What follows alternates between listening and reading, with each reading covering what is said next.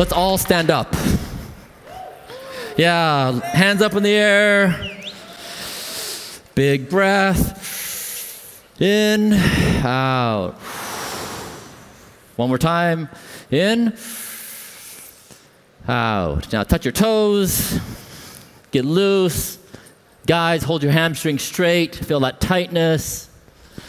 Okay, all right, now sit down. By the way, I just helped you guys not die. There's a fog machine right here. Did you guys see this mist? At the 8-minute mark, we turned it off. So you were being bathed in this mist. It caused a respiratory problem, so you're welcome. Okay, you guys, we have so much to do in 20 minutes. So for the first 10 minutes, I'm going to talk about don't die. And normally this conversation takes 2 hours.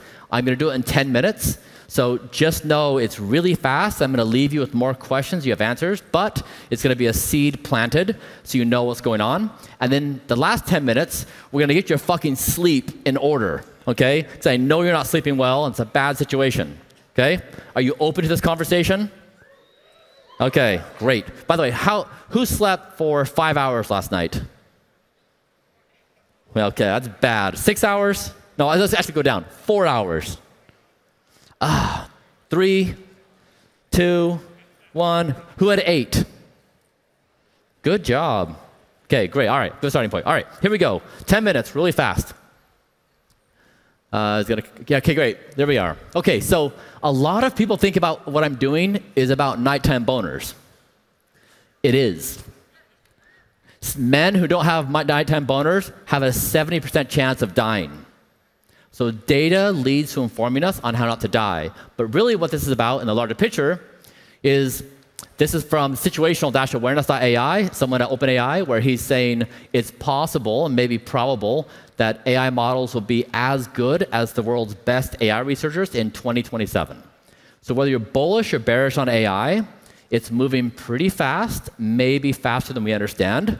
And so it poses this question: what do we do as a species when you're giving birth to superintelligence? It's the most important question we have as a species. And when I look out in the world, I don't see an answer that I like. So when we contemplate this question, what do we do? Well, you can see we have a lot of opinions. The US wants to do one thing, China's got its own ideas, India's got its thing, the Republican Democratic Party. You have different groups everywhere, all with different objectives, different ideologies, different approaches. We don't really have a good answer other than we're stumbling through this thing. So my hypothesis is no existing framework of human thought on how to organize society is equal to this moment. We don't have an answer. Not capitalism, not democracy, not socialism, not Christianity, not Islam, not wokeism, not a single ideology actually has the answer. I would propose to you that don't die is the answer. And specifically, don't die individually, don't kill each other, don't kill the planet, and align AI with don't die. That don't die is the most played game by every human on this planet every second of every day. It is our 0th order priority at every moment. It is the single thing that every human on this planet agrees to. And it's not don't die in 20 years, it's don't die right now is the single thing we align upon.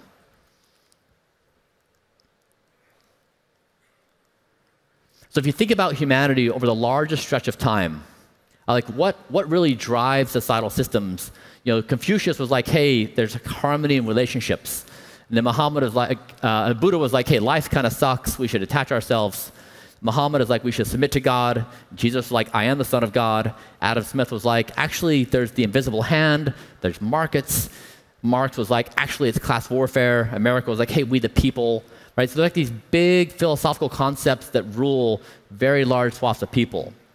And my hypothesis and proposition to each one of you is that these ideologies, these frameworks, emerge to be co-equals with technology that are birthed.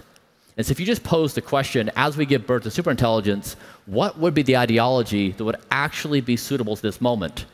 And I'm suggesting it's don't die. Don't die philosophically, politically, morally, ethically, socially, spiritually. Don't die across the board to rebuild society. And so for the past few years, I've been holding these conversations. I call them my Don't Die dinners. And so typically it's like 15 to 20 people, and we spend 2 hours going through a series of thought experiments on how this possibly makes sense for us as a species. So I don't expect you to understand this out of the gate. In fact, I expect you to want to kill this idea through all these different vectors. It takes time to be opened up to these new possibilities. But there we go, seed planted. Cool, so the invitation for each one of you is we just launched a Don't Die app. This is in alpha mode, it's buggy as hell, but we have a Don't Die score. It can pull data from any wearable, and it gives you a daily number according to sleep, exercise, and motion throughout the day. And it allows you to have a common framework of what is your actual score on a daily basis. So there's a QR code here, I think. Yeah, so download it and join the community. And then also the invitation is to create a Don't Die group IRL. So we're standing up a directory tomorrow of Don't Die groups around the world. If you're into health and wellness, there are groups that meet up to do activities, like they go for a walk, or there's philosophy groups, or there's longevity groups. We're trying to build Don't Die in real life, new friends, new community. Also, people are building Don't Die in other verticals. Like you can say, Don't Die school lunch. Like you can actually, so smoking one cigarette costs you 11 minutes of life. Same with a fast food meal. A burger, a shake, and fries cost you 11 minutes of life. You can numerically assign die values. And this is what I've been doing for the past 3 years, is I tried to measure the biological age of every organ in my body, apply all the science, and then measure on a routine basis how much I have slowed my speed of aging and reversed the aging damage. And so I've become the most Don't Die person in human history through numerically quantifying death at a molecular level. You can take the same thought process and apply it to political systems. Like, my district is the most Don't Die district in all the counties. Singapore could say, we're the most Don't Die country in the entire world.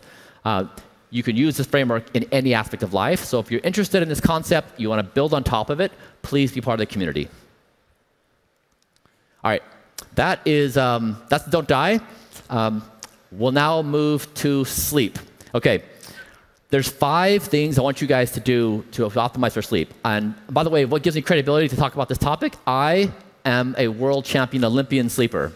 I posted the best sleep score in human history, 8 months of perfect sleep using a wearable. Thank you. I wanted to show that you can get consistent, high-quality sleep. And so that was a process of creating what I'm going to tell you tonight. So rule number 1 is reframe your identity that you are a professional sleeper. You're not a casual sleeper. You don't sleep when you have time. You don't sleep when you're done watching your movie. You don't sleep when you're done with your events. You sleep on time every day. Okay? It's a true identity thing. Now, to do this, you've got to overcome the psychology that being a founder should be martyrdom, that you should skip sleep, and that if you code all night and don't have your sleep, that people are going to tell stories about you that you're amazing. That's a bad idea. Okay? Sleep is the highest value thing you can do as a builder and as a person.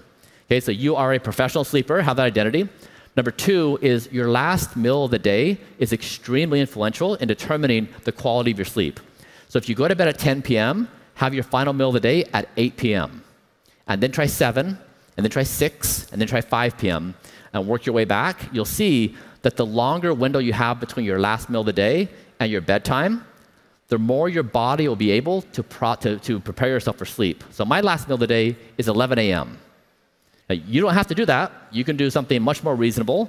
I did that because the data took me there. I tried a few hundred experiments, and consistently as I moved back, the better my sleep. So if I stop at 11 a.m., I go to bed at 8:30 p.m. If my resting heart rate's 47, guaranteed perfect night's sleep. If I eat at 5 p.m., my resting heart rate's going to be 56, and I will lose 30% of my sleep quality. Very reliable. So professional sleeper, eat earlier and lighter on your last meal of the day. 3 is be consistent. The body loves routine, and it loves consistency. So if your bedtime is at 10, try to be in bed roughly plus or minus 30 minutes. When I was doing my perfect sleep, I was in bed plus or minus 1 minute. It was so precise. When 8:29 came, my biological systems would say, we're ready. It was just phenomenal. I just drop into sleep. Number 4 is light in environment is really important. This light is awful. Like, so I came here, I'm basically dying to give this talk today. I got the fog machine, right, messing up my lungs, and I got the blue light here messing with my sleep, but it's worth it to be here with you guys. So light. So when you come up to the evening, you want to avoid blue lights, like lights in general. So turn your screens off, and generally try to turn the lights on down in the house. You want to be in like the 3,500 range of Kelvin, which just means you want to be in a warm light environment. If you want to be really good, be in a red light. So get a red light bulb, put it in a lamp, and just turn red light on. You'll see it has this really amazing soothing effect on your body. So be mindful that light has a dramatic effect on how your body's going to feel. Then number 5, that was number 4. 5 is you need to have a wind down routine. Okay, so when you wake up in the morning, you probably have a routine like you do coffee or something. Wind down routine is 1 hour every night before bed. So I go to bed at 8:30. At 7:30, Sleep Bryan is now in charge of me. So that means he's activated, and at 7:31, a thought is going to come into my mind and say, oh, but wait a second, I have a new idea about the following thing. And I have to say, thank you, ambitious Bryan. We appreciate you very much. You do great work. Also, we are in sleep mode. We are preparing for sleep, and tonight we're going to get a great night's sleep. So we have all day tomorrow to address this. And Ambition Bryan will say, but are you sure? Yes, we have this. And then 1 minute later, it's like, oh, but wait a second. You had that conversation today. You probably offended that person. They probably hate you. Thank you, Bryan. We appreciate your observation. We have all day to resolve this tomorrow. But the key is, you know this happens. You get to the end of the day, and you're ruminating on all these ideas, like all the good things, all the bad things. You're stressed out. You're replaying the moments. That carries over into making your nervous system very excitable, which means when your head hits a pillow, you just loop. If you spend that hour before bed winding yourself down, so first, setting priority straight that your sleep mode is activated. Then secondarily is do something like read a book, go for a walk, meditate, breath work, something that calms your body so you're ready for sleep. Okay? So those 5 things. Right, who is in to do this? Oh man, that sucked. So it was so bad. Who's in this? Yeah. Okay. Turn to your neighbor, look them in the eye, and say, I promise you from this day forward, I am a professional sleeper. Do it. Do it. Every one of you. Okay, stop. Stop. That was fucking half-assed. You, right there, you guys, that was so half-assed. Let's see it. Look at each other and be earnest. Say it. There we go. There we go. One more time. Do it. Okay, cool. You guys can do it. I believe in you, and you will make the world a better place when you are all sleeping very well. All right, we have 6 minutes left. Let's do some Q&A. What's on your mind? Do you want to talk about? Yo, what's up? What's the best way to get started on your stack? Oh yeah, so Blueprint has products. I don't talk about it because I don't want to sell stuff. I am here to make you guys your best people. If you want to check out my Blueprint stuff, like you can find it online. But I don't want to confuse. I am here legitimately to make you a better human, not to sell you stuff. Thank you, friend. How to get a good sleep when you have a small child? So, yep, I have 3 kids. And so kids are very responsive. So I would sit the kids down and say, kids, we are a family of sleep. We go to bed on time, right? Hand out gold stars, but like the parents too. Like the parents are the worst examples, right? The parents stay up late, they eat bad foods, they're drinking wine, they're watching TV, they're on their phones. They're the worst examples. So the entire family needs to say, we are a family that sleeps, and when you go to bed, unless the house is on fire, nobody gets up. Everyone's in bed and stays in bed. And no one ever wakes anyone up in the morning. So a family culture, write down the rules, put them on the wall, give out gold stars, everyone in the family gets it. But be a family of sleep, everyone follows the rules, and it will work. What's your thesis with your body? What you're trying to achieve? Do you have like I'm gonna go to above 100 or something like that? Yes, I'm trying to reach age escape velocity. So currently my speed of aging is 0.64, which means oversimplification, I celebrate my birthday every 19 months. So I'm pushing how fast I age going down. When I started, I was 1.01. So we've dramatically slowed down my speed of aging. Meanwhile, we've also we reduced my thymus age by 7 years, this little organ behind your sternum. So we're trying to basically get to a point where 1 year of time passes and I stay the same biological age.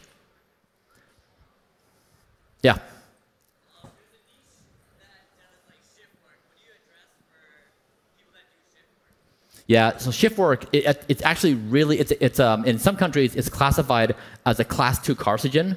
It's really bad. It just messes with your systems. That's why sleep is like the foundation of all things. The body expects consistency, and if you're doing that change, and some people have to do it, which is sad, but it really is bad. So if you can avoid it, please do. How do you manage your sleep with jet lag and time zone changes? Yeah, so I'm doing really well. This is my 3rd day in Singapore, and so when you land, I came from LA. You start the body off to say, hey, body, we're in a brand new place, and we're going to start the circadian rhythm today. So work out immediately, eat your food immediately, take your supplements immediately. Like you're telling your body, we are in a new time zone, and we're going to like kickstart this entire process. There's like small things I do. I play with melatonin. I do some light therapy to try to modify it. But generally, if you just start your routine robustly, you start pushing your body's circadian rhythm. So by day 3, like I'm basically done with jet lag, which is like decent.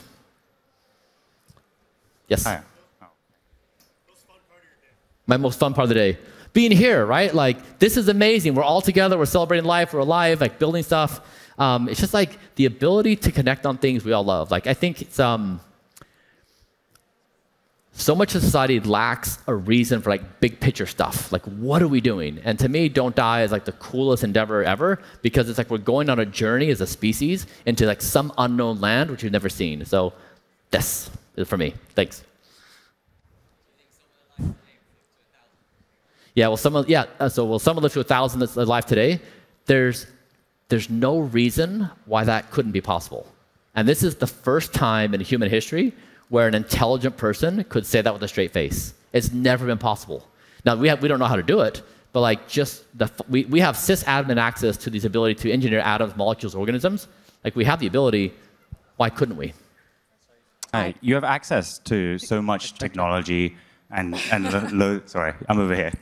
And loads of things that a lot of people don't have access to. Super specialized equipment. Is there any technology that is available for everyone that you would recommend to do their own measurements of their own body, like in their organs, their skin, their sleep? What kind of tech would you recommend for people to buy? Yeah, so first, there's the 80% of what I've achieved in my health. So I potentially have the best biomarkers in the whole world. Potentially. I don't know anyone in the entire world who has better biomarkers than me. Now, they probably do, they're just not measured.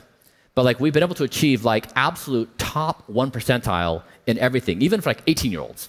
And so like what we've done actually works according to the data. And the majority of those benefits are the basics. So when you talk about sleep, diet, exercise, like do those things, you get the 80% of the benefit. And like the tail end stuff, like doing plasma with my son and like all that stuff, like that's just like on the outliers, but you don't need them. So first, just like know the power laws get you the yield. And then number 2 is there's so many basic things you can do. Like for example, everyone stand up real quick. I'll show you an age test. So stand up. So what you want to do is you want to be on 1 foot. So balance is a really important thing. So choose whatever foot you want. And then you're going to close your eyes. Okay? Be careful, though, you might fall. So choose your foot, close your eye, and try to stay upright. This is a really important indicator of age. So you should be able to at least be there for about 13 seconds. If it's less than that, then your balance is a little off. All right, you go ahead and sit down. So that's a good example. Like grip strength is a really good one. Reaction time. So there's like 15 to 20 low-cost, easy-to-do measurements that tell you your biological age on all these different markers. So it's actually really accessible, low cost to find out where you're at.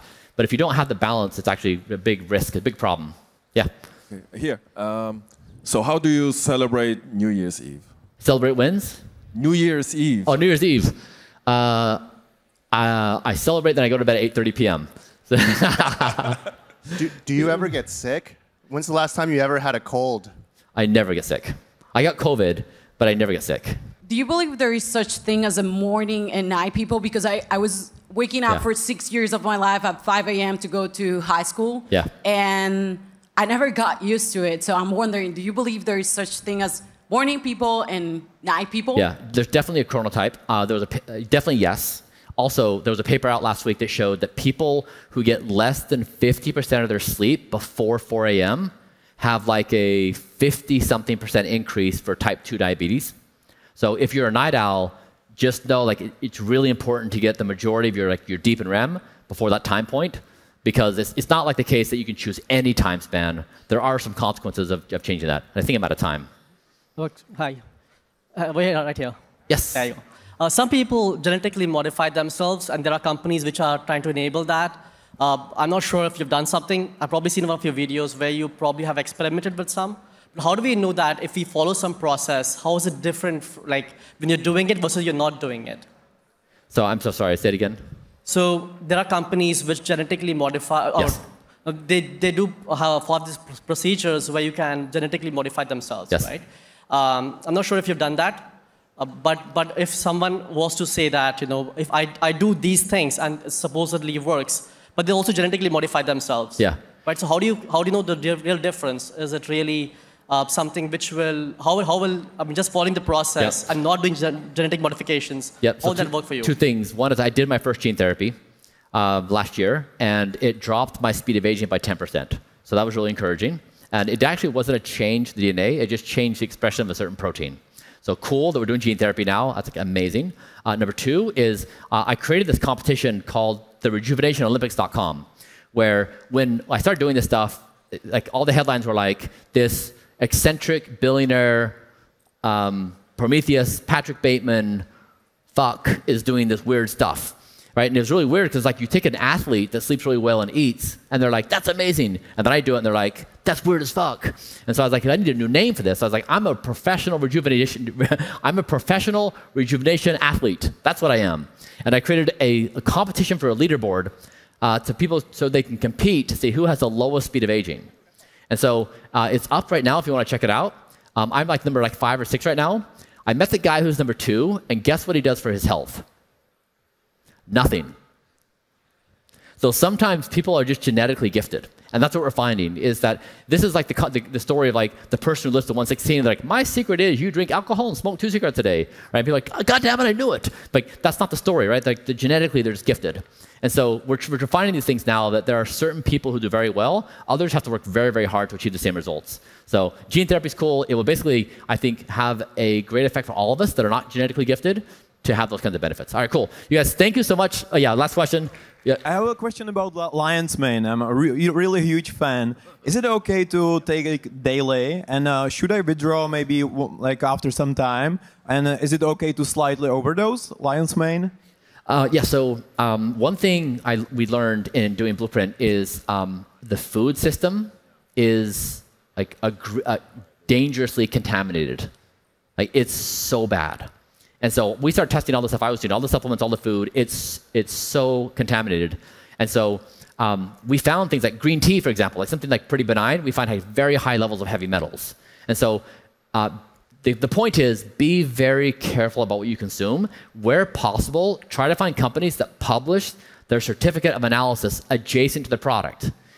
Do not believe anything any company says on marketing, ever. Do not trust them. Look at the laboratory results and have them publish it. And then you can feel safe. But the problem is, if you overdose on anything, you could really be doing yourself harm. You may think lion's mane is great for you, but anything in too much excess. So we did that at Blueprint, for example. We created, in everything we make, we have a certificate of analysis adjacent to the product. Here's what the lab shows for the results. So watch out for that. And then number 2 is we created a don't die certification, where brands that actually test their stuff and show their COAs have that brand. And so we're trying to clean up the food system so that you can be confident. Because organic is okay, but it doesn't really give you what you want. Okay, guys, thank you very much. Loved hanging out with you. And prioritize your sleep, join Don't Die, and let's build the most amazing future in this part of the galaxy. Be well, guys.